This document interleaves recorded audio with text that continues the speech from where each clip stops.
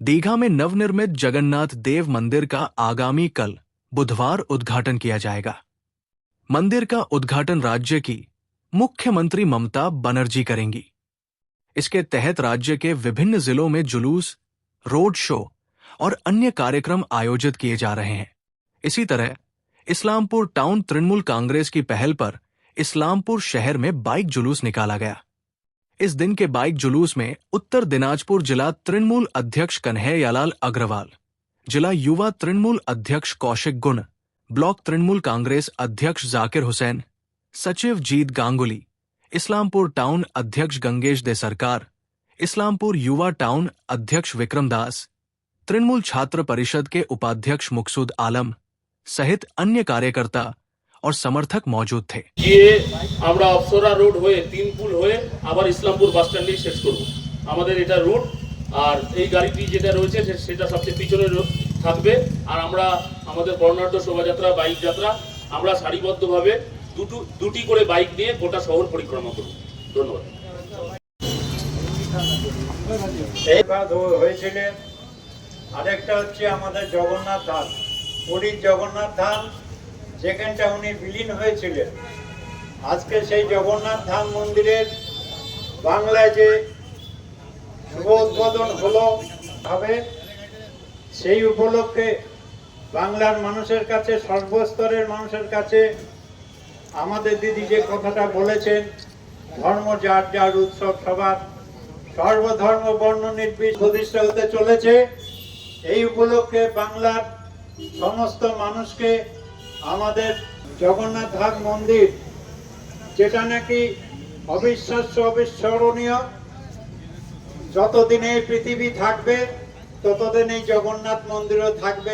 বাংলাকে আরো বলিষ্ঠ নেতৃত্ব দেওয়ার জন্য সর্বস্তরের মানুষ একত্রিত হবেন, এই আশা রেখে আমাদের মাঝে উপস্থিত হয়েছেন জেলা তৃণমূল কংগ্রেসের সভাপতি।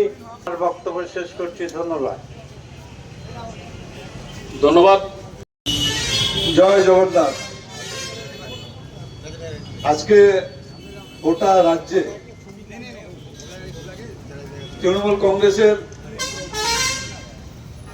বিভিন্ন শাখা সংগঠনের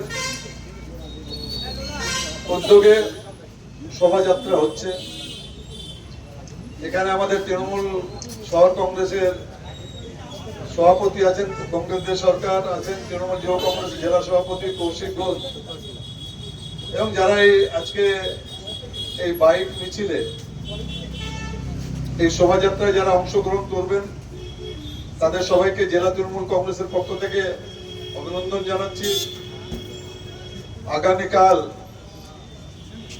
মাননীয় মুখ্যমন্ত্রী মমতা বন্দ্যোপাধ্যায় দীঘার সমুদ্র সৈকতে যে জগন্নাথ নিবাস স্থানে গড়ে উঠেছে তার উদ্বোধন উনি করবেন। দলের নির্দেশে আজকে গোটা রাজ্যে শোভাযাত্রা হয়েছে। আমরা ইসলামপুর শহরেও মহাযজ্ঞ যেটা আজকে ওখানে হয়েছে, যেখানে আমাদের মুখ্যমন্ত্রী উপস্থিত ছিলেন মহাযজ্ঞে, তার লাইভ টেলিকাস্টও এখানে দেখানো হয়েছিল। আগামীকাল সে একই জায়গায় উদ্বোধন অনুষ্ঠানটা লাইভ টেলিকাস্ট হবে। আমি আজকে এখানে একটা কথা বলবো যে আমার মনে হয় একটাও বাঙালি এরকম নেই যে পুরীর জগন্নাথ মন্দিরে যান নেই। 4টা ধাম আছে, উত্তরে বদ্রীনাথ, দক্ষিণে রামেশ্বরম। তো দীঘার সমুদ্র সৈকতে মুখ্যমন্ত্রীর উদ্যোগেই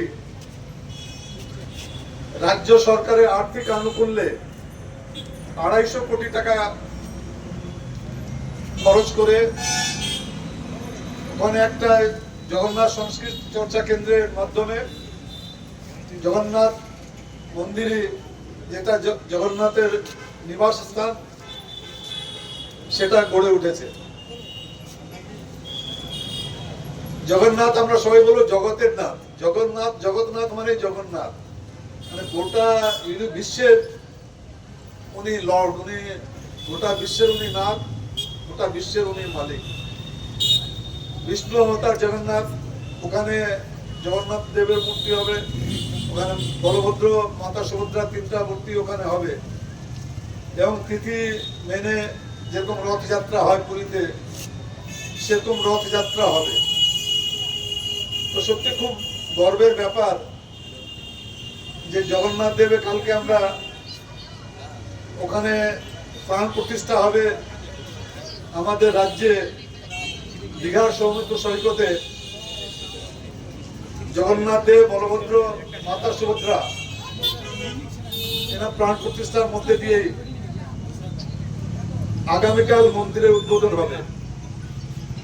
আজকে আমরা ইসলামপুর ব্লক তৃণমূল কংগ্রেসের পক্ষ থেকেও মাটিমুন্ডা পাঁচমাথা কালীর বাড়ি যেখানে মন্দির আছে সেখান থেকে একটা শোভাযাত্রা